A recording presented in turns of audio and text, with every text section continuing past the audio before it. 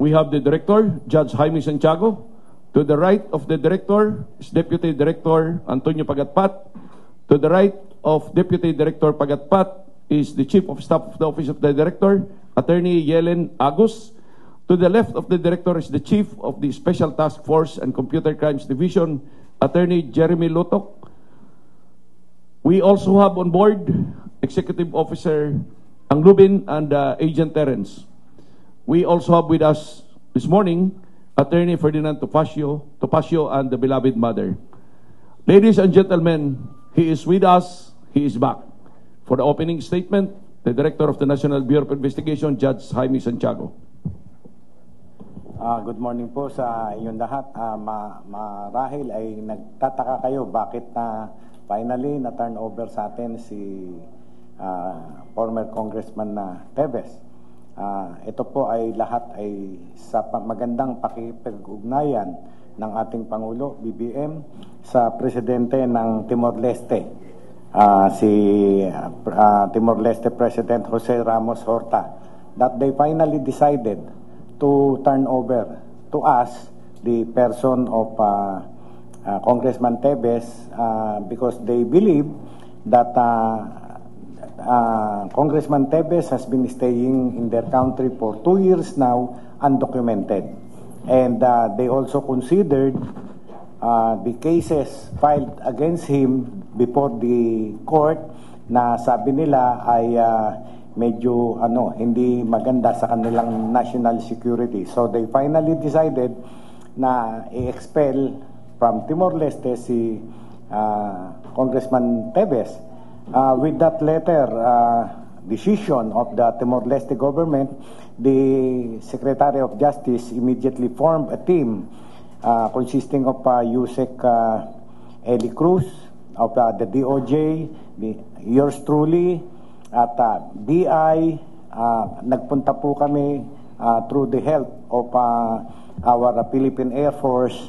Punta ho kami agad sa Timor-Leste and coordinated on the return of Sir Teves.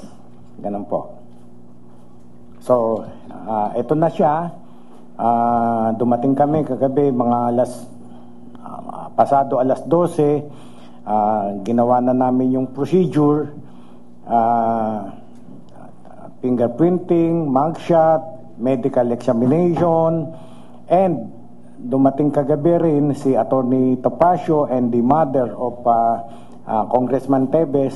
So I allowed them to visit si Congressman Teves at binigyan namin sila ng private time to confer with each other, magbatian sila, and then dito na rin namin pinag-stay si Congressman Teves before turning him over to our detention facility in Bukor. Ayun po, may tanong po ba kayo? Yes. Pwede po bang malaman lang po, Director, ano po yung mga kaso pong kinakaharap ni former Congressman Arnulfo Teves at ano po yung procedure na mangyayari po after po dito sa NBI headquarters? All right. Yung mga cases na ano niya, COS, Attorney Agus. Good morning. 10 counts of murder at Branch 51, Regional Trial Court, Manila. 13 counts of frustrated murder, Branch 51, RTC, Manila. 4 counts attempted murder, Branch 51, RTC, Manila. Another case for murder, Branch 12, RTC, Manila. Another case of murder at Branch 15, RTC, Manila. Another case of murder at Branch 63, RTC, Bayawan. Illegal possession of firearms and illegal possession of explosives, Branch 12, RTC, Manila. Terrorist Financing Prevention and Suppression Act, different sections under RTC Manila Branch, RTC Quezon City Branch 77.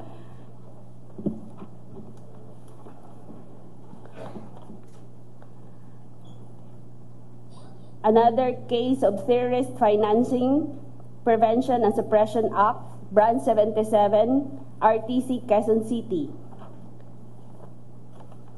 That's all. Thank you. Apo. Director, we know for a fact, sir, na noong mga nakaraang mga buwan, gumulong po yung proseso sa Timor-Leste at nagkaroon po ng mga hearing sa korte po doon. At nagkaroon po ng mga desisyon na nag-prevent po para po mapa-uwi si Congressman Arnold Futeves dito po sa Pilipinas. Ano po nangyari? Bakit po ngayon ay nandito na siya kasama po natin ngayon? Yun nga po, tulad ng sinabi ko sa magandang pakikipag-ugnayan ng ating Pangulo ni President Bongbong Marcos sa Presidente ng Timor-Leste, si President Jose Ramos Horta. Ayun po, nag-decide po ang government ng Timor-Leste to finally turn over to us si Congressman Teves so that he can answer all the charges against him. Ganun po, kasimple lang ho yun. Yun. With that, the SOJ, Secretary Remulla ay nag-form agad ng team. Kami nga po at sinundo na namin sa Timor-Leste si Congressman Teves. Opo. Director, last query nila po. Tapos na po tayo sa mga procedures, mugshots, fingerprints. Ano po yung susunod na step po? Dito po ba siya ikukulong at or sa ibang facility at bakit po doon po pala sa may mga information po na baka sa Bucor po gagawin po yung pagkulong? Thank you and good morning, Director, and to the media. As a matter of procedure, we will be preparing and submitting a return of the warrant of arrest, informing the issuing court that we have arrested and in custody of the person of Arnolfo Teves.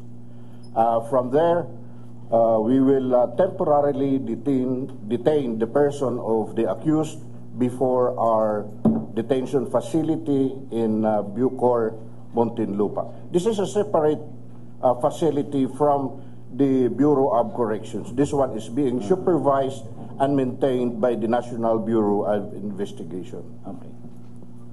After our return, the court, of course, acquires jurisdiction and the processes will now proceed.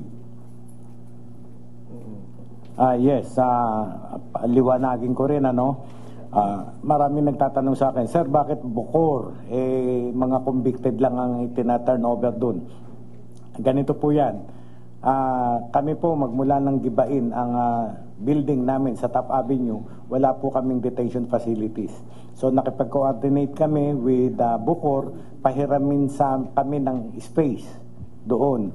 So binigay sa amin ng Building 14. That Building 14 is distinct and separate from the Bucor na kung saan yung mga convicted ay nakakulong. Kaya yun po ang ginagamit namin. Kaya wag po kayong mamangha na bakit Bucor, no? Detention facility po yun ng NBI under our control. Tao po namin na nakabantay doon.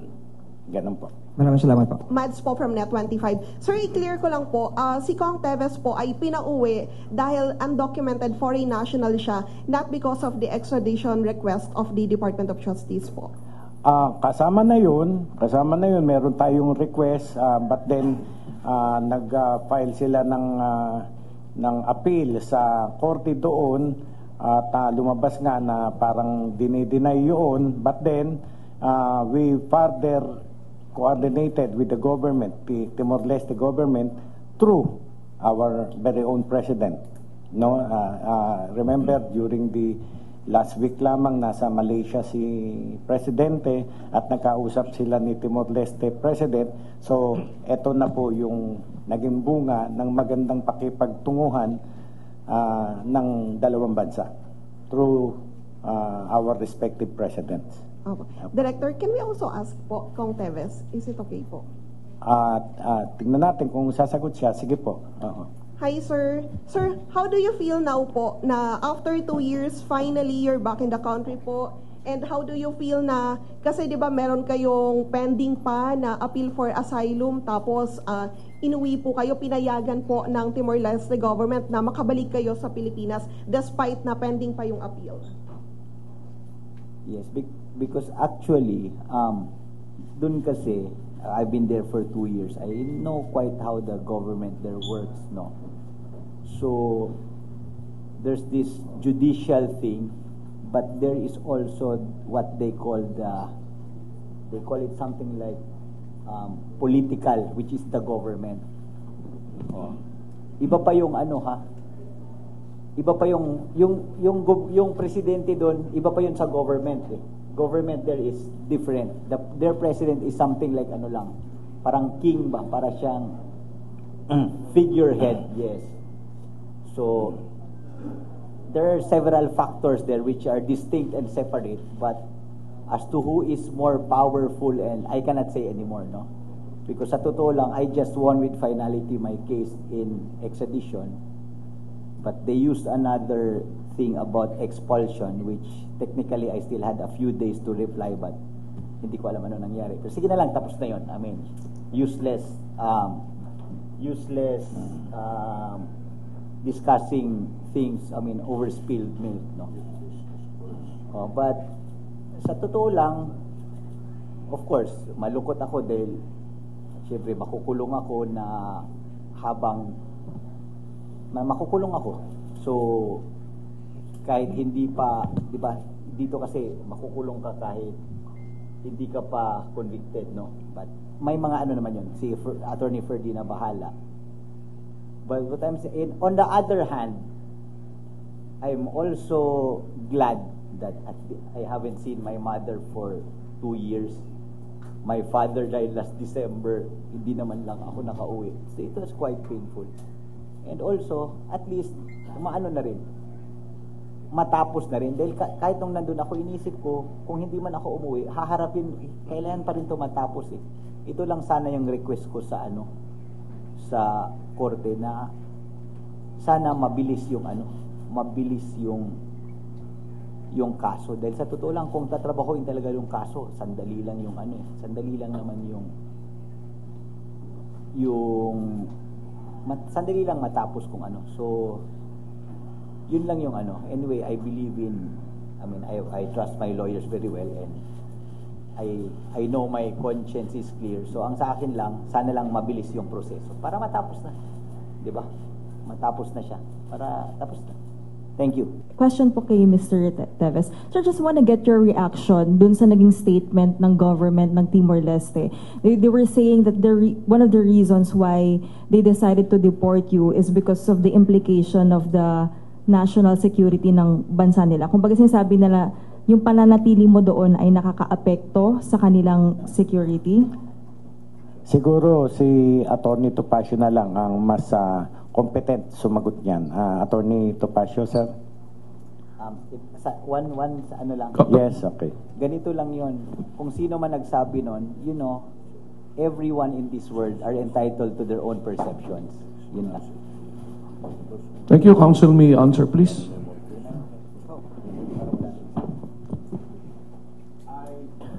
I affirm the statement of my client. Thank you. Okay, last na lang po from my end. Sir Teves, you mentioned earlier na na darating din naman yung punto na haharapin mo rin itong mga kaso. Why did it take you so long to stay in Timor-Leste? Bakit hindi na lang po natin hinarap ito sa korte? A lot of you here know me ever since my days in Congress. I'm a very honest and sincere person. I will be very consistent. Even our pleadings in court, I had not had, even now, still have, but of course, here I feel safer with the NBI because pasalamat ako kay Director at sa lahat ng staff ng NBI na maganda yung pagtrato nila sa akin mula nung pagkuha sa akin hanggang ngayon.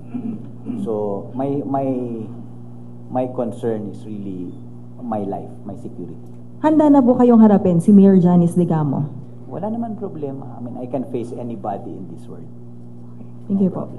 Attorney, now that meron na pong movement itong ating kaso, ano na po yung mga next steps po natin and yung mga plano pa po natin na gagawin? Mike, sir. Well, I cannot comment in detail on that because ngayon pong nasa territorial jurisdiction na ng Pilipinas si Ginoong Teves at may kaso po, maraming kaso katulad naman po ng nabanggit ng ating napakagandang chief of staff ng NBI, that sub judice rule now applies. Suffice it to state that the lawyers who comprise the team to defend Mr. Teves will do everything under the law to give him our best defense. Doon na lang po natin iwanan yon. Thank you. Okay po. Kay na director na lang din po, tsaka kay Chief Lotok. Kamusta po yung pag-serve pala po natin ng warrant, sir? May naging problem po ba tayo dun sa pag-bring up sa kanya? Yung date lang po kung kailan po kayo pumunta doon, tapos kailan po siya na-process po ng ganito. Sige po. Good morning. Meron ho kaming prepare na presentation, yung timeline of events. Sir, if I may, Yes. pakita po natin sa kanila. Jay? May we invite your attention to the screens for the video. Yeah, so yung first slide, Jay, please. So this is all about deportation and handover proceeding, as well as service of warrant of arrest against Sir Arnolfo Arnie Teves Jr. here. Next slide, please. So on May 27, we saw, it's public knowledge that the immigration authorities in Dili, Timor-Leste, arrested former Congressman Arnolfo Arnie Teves Jr. Next slide, please. Then on 28, the DOJ released a press statement on the status of the transfer of Mr. Arnolfo Arnie Teves Jr. Next slide, please. Then the same Department of Justice mobilized joint team composed of DOJ, NBI, and BI. Of course, the Philippine Air Force was there to facilitate the return of Arnolfo Teves Jr. following the Timor-Leste deportation order. Next slide, Jay. There on May 28 at around 11 p.m., nagkaroon ho kami ng briefing ito ho sa loob ng Villamor Air Base before ho kami nag-scheduled flight to Timor-Leste. So at 11:34, pasok na ho kami sa aeroplano ng Air Force bound to Timor-Leste. Next slide. And then 29 at around 1 p.m., ito ho makikita nyo sa picture, nandyan yung director natin, si Yusek Cruz. Sinalubong po sila ng mga representative from Timor-Leste. Next slide. Diyan kung makikita po ninyo, ito po yung may present po ang Timor-Leste sort of certificate of handover. Ito ho yung kanilang initiation, representatives between the two countries. Next slide, please. Yan po makikita ninyo.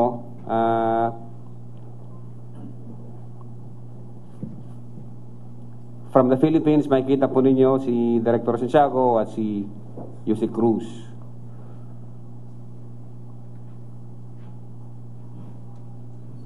Next slide, Jay. So, yung document po na kung saan present nila, pakita natin yung document, Jay, please. Yan. Certificate of handover.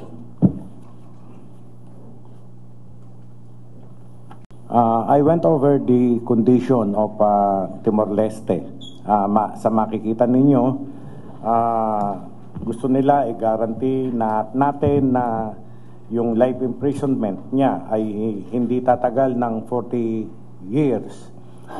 Maiisip nyo, sang katutak yung cases, kung sakaling may conviction, lampas-lampas yan sa 40 years. But then, yung condition nila na wag lalampas ng 40 years, gano'n naman talaga ang batas natin. Meron tayong tinatawag na threefold rule.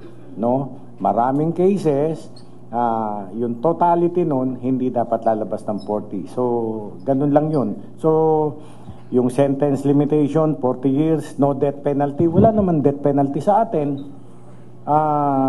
Yan ang kinakatakot nila dun. Pinag-aalala ng Timor-Leste. Absolute prohibition na wag daw magka-torture, inhuman, degrading treatment. So, in-accord natin sa kanya lahat ng kanyang karapatan. Kagabi pa lamang, dumating si Mami, nagyakapan na sila, Congressman Teves, including the lawyer. Binigay po natin lahat ng karapatan ng ating Congressman Teves. no coerced evidence, siyempre inadmissible naman yan sa atin. No political prosecution, criminal ito, criminal prosecution, walang ano dito. Fair and public trial, ganun naman po ang korte natin. So, ito po ay turnover from their immigration to our immigration. So, being a former judge, ina-advise ko ang ating immigration na, okay, you can sign that. Ayan, nagkaroon ng signature, immigration nila at immigration natin. So, Congressman Teves was finally turned over to us. Ganun po kaayos ang nangyari kahapon. Next, please. Kita po ninyo, dala-dala ho ng Immigration Authority from Timor, si Kong Teves, tinatransfer na ho siya sa possession natin. Andiyan, so isasakay na po siya sa Philippine Air Force aircraft.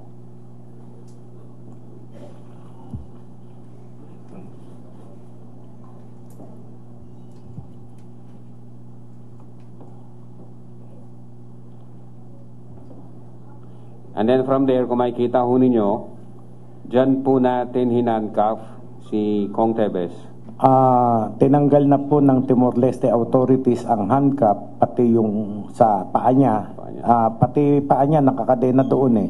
So, tinanggal na po ng Timor-Leste authorities, and then ako naman ay nag-order na tayo naman ang mag-handcuff. As a matter of protocol, pagka nag-aresto ka ng tao, he should be handcuffed. So, pinalitan naman namin. Pinalitan lang yung handcuff. At ayun nga, tinuloy na namin siya sa loob ng aircraft. Kumbaga, nasa jurisdiction na siya ng ating bayan dahil yung aircraft carrier natin, at doon ay binasahan na siya ng kanyang Miranda right ni Atty. Loto. So nasa news naman ho yan, unfortunately wala ho tayong sound ngayon kasi naka-live. But then yan po yung Miranda rights na nabasa po natin kay Sir Teves. Next, Jet. Bound na po kami papuntang Davao para ho mag-refuel. Yan ho makikita nyo yung status ni Kong Teves during the flight. Next, Jet. Yan, at approximately 9:30, I think na-mobilize na po yata yung mga media men natin dito sa Pilipinas. Hindi pa ho kami nakakarating yan. Pabalik pa lang ho kami ng Manila dyan. Okay. Next slide, Je. Yan, at approximately 11 p.m., the aircraft arrived at Villamor Air Base, Pasay City. At dito ho, lumabas yung NBI with Kong Teves, with the BI, and personnel from Philippine Air Force. So dito po yun. Diniretso po natin siya sa vehicle ng NBI.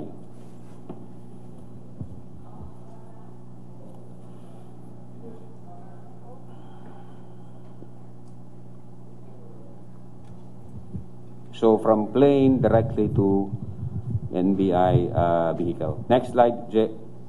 So dito po siya, ito na po yung sa loob ng building natin. Bantay sarado po ang si former Congressman Teves. There, sinamahan po siya ng director natin at iniakyat po siya sa 9th floor para dun ho simulan yung booking processes. So makikita nyo, nagkandak ho ang NBI ng medical examination. Chinek ho yung buong katawan niya. And then ito ho yung DACT, yung fingerprint. Yan ho.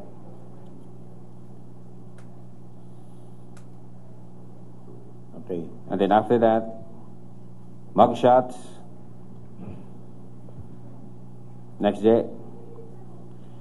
And then, I think ito yung pagdating nila Mami dito sa tanggapan ng NBI.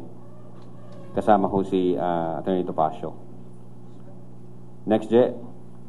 And then lastly, ito ho yung nung na-reunite na ho si former Kong Teves sa kanyang mother. You will see from the start, we have accorded him all the human rights na dapat ibigay sa isang arrested person, no? Pati yung pagdalaw ni Attorney Topacio kagabi, pagdalaw ng nanay. After this, we will turn him over to our detention facilities. Okay na. The ex-congressman is advised to kindly allow his counsel to okay speak. na. Kung may sasabihin kayo, si true counsel na lang.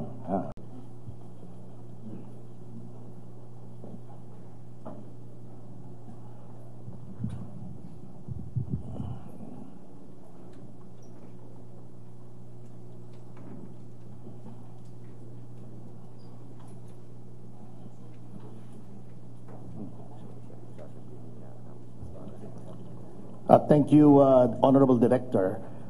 Ang gusto lamang pong iparating sa ating mga kaibigan sa media at mga kababayan natin ang pasasalamat ni Congressman Arnie Teves sa pamunuhan ng National Bureau of Investigation sa pangunguna, siyempre, ni Director and former Judge Jaime Santiago. I affirm his statements kanina that all basic human rights as guaranteed in the Constitution, all the rights of the accused, and all norms of decency were observed by Director Santiago and his staff. Napaka-bait po, napaka-disente, at napaka-matulungin po ng staff ng NBI, the entire organization. By the way, I also came from the NBI a long, long time ago. So I'm happy to know that its basic tenets of nobility, bravery, and integrity have been maintained through the years. At nananawagan din po si Congressman Teves yung mga ibang hinahanap ng batas. Baka pwede mag-request kayo na dito na kayo sumuko kay Director Santiago and you can be assured of fair, impartial, and very decent treatment. Salamat po. Salamat din po, Attorney Topacio, Congressman Sir. Salamat po. Sir, good afternoon. Good afternoon, ma'am, sir. To the Bureau Director, I understand after this, dadalihin na po si former Cong Arnie Teves po sa detention natin sa Muntinlupa. Sir, what are the measures po? What measures are being taken po to ensure Teves' safety while inside po sa detention center po natin sa NBI? Ano na po yung preparations po natin? We will immediately return the warrant to the respective court accompanied by our certificate of detention. Now, the court will then set the arraignment. Kasi yung pag-arraignment, yan ang makaka-acquire ng jurisdiction ng court. So, mag-i-start na ang ball rolling. Yun ay papilinan ni Attorney Topacio kung paano niya ipagtatanggol ang kanyang kliyente. Director, follow-up, kumusta po yung situation doon? Ano pong expect ni Cong Teves doon sa ating detention facility po doon sa Bucor? Maayos po at malinis ang ating detention center. Pinamumunuan ng very competent na si Agent Wilmar, no? At siya ay disiplinadong ahente ng NBI at walang hokus-pokus dun sa parehas ang treatment.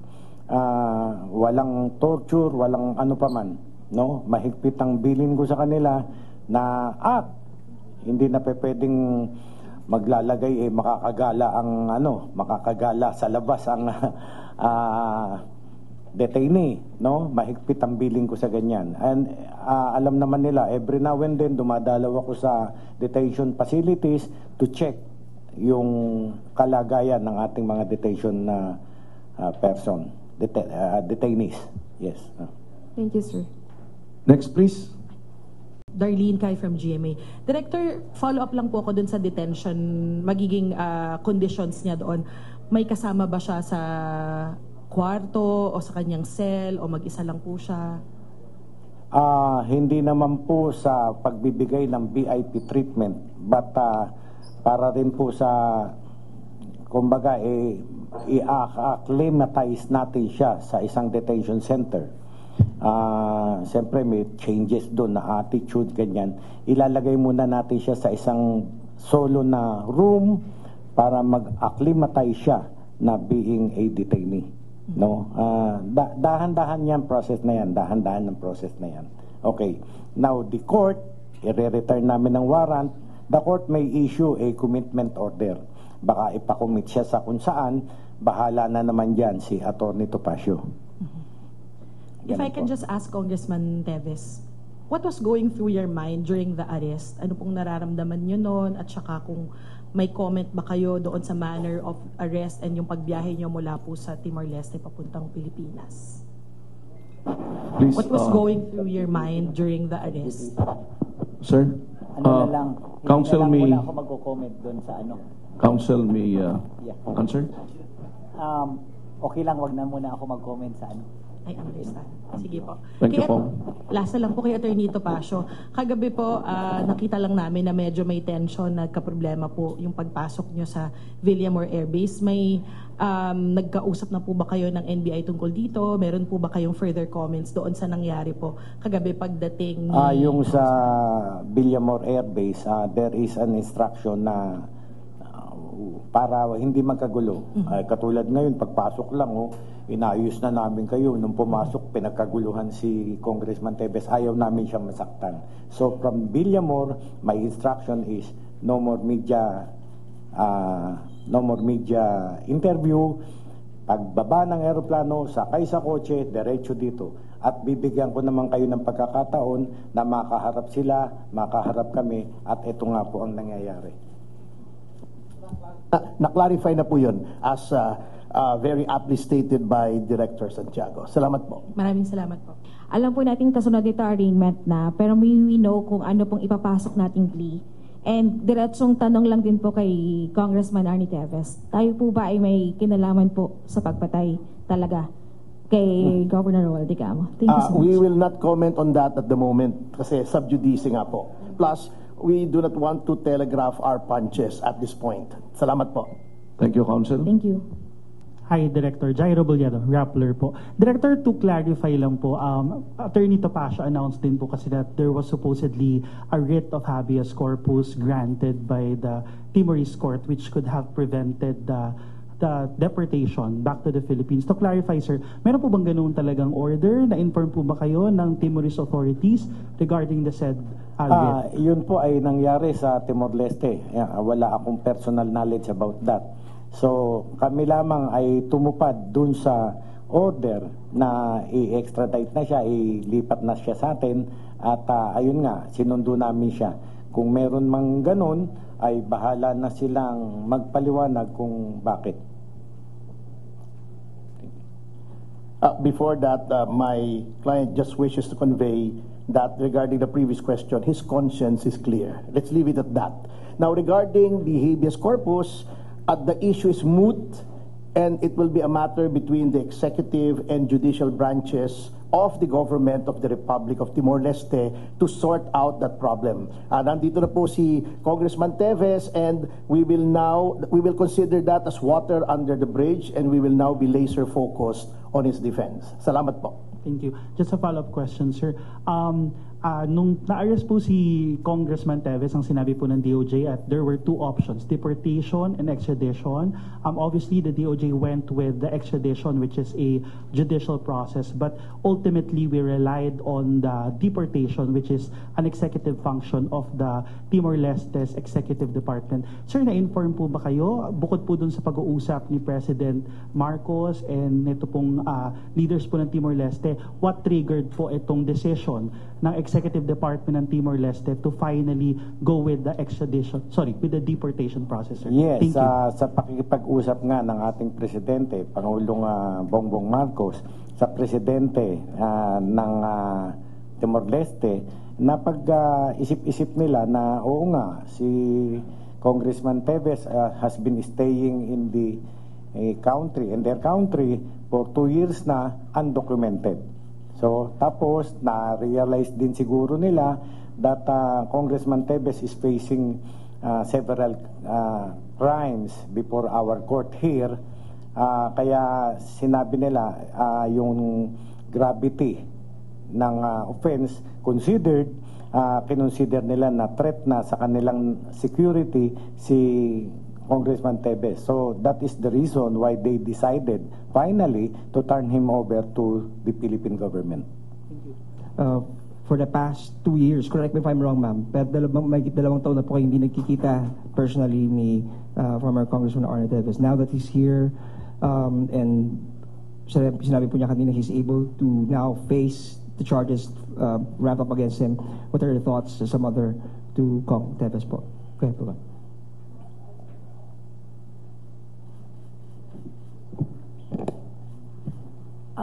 First, I really would like to thank Director Santiago and the whole NBI troop here. Talagang maganda yung pagkakatrato nila sa anak ko. Tama ka, for the last 2 years, hindi kami nagkita. And hindi ko rin siya mapuntahan dun sa Timor-Leste because my husband was also in and out of the hospital.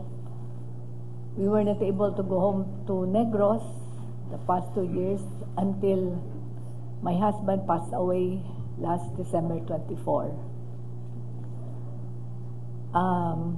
Nagpapasalamat ako sa Diyos na after 2 years, nakita ko na, naakap ko na yung anak ko. And yeah, I would also like to thank the people who have been supporting us with their prayers. Thank you. Bilin niyo na lang po sa kanya, ma'am. Bilin niyo po. Bilin niyo po sa kanya. Ang bilin ko talaga sa kanya is parating manalangin. They will be done. Alam niya yun. Thank you very much po. Thank you, Madam. Kay Director na lang po. Sir, nasabi kanina ni Cong Teves na hiling niya sana ay maging mabilis nga yung proseso. Ngayon na nakabalik na siya dito sa bansa natin. May we know kung ano yung timeline natin after the Bucor? Saan na po idediretso si Cong Teves? Or diretso na po ba siyang iaharap sa korte? Kung ano po yung maaari niyong ma-share with us? Yes, pagka-turnover namin sa Bucor, at the same time, lalakad na ang aking mga tao, i-return yung warrant with the certificate that Congressman Teves is now in our custody. So the court now will set the arraignment of Congressman Teves. That will start the trial. No, bahala na nga doon si Attorney Topacio, role niya na yun. Kay mother po ni Cong Teves, may we ask lang po, the moment na nakita niyo po si Cong Teves kagabi, dito sa NBI, ano po yung una niyong napag-usapan? Can you share it to the media na lang din po? And ano yung mga una niyo pong ginawa dito sa NBI po? More on, of course we had, and yung yakap namin, unspoken words, wala kaming pinag-usapan, but yung yakap namin said it all. Thank you. Thank you po. So, okay. Last question na. One last. Good morning po.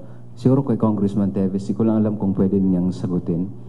Doon sa mga nauna po niyong, even sa pleading po niyo yata for asylum, natatakot kayo sa buhay niyo. And then, nabanggit na rin ni Atty. Topacio in the past na prejudge na even of the Justice Department yung case.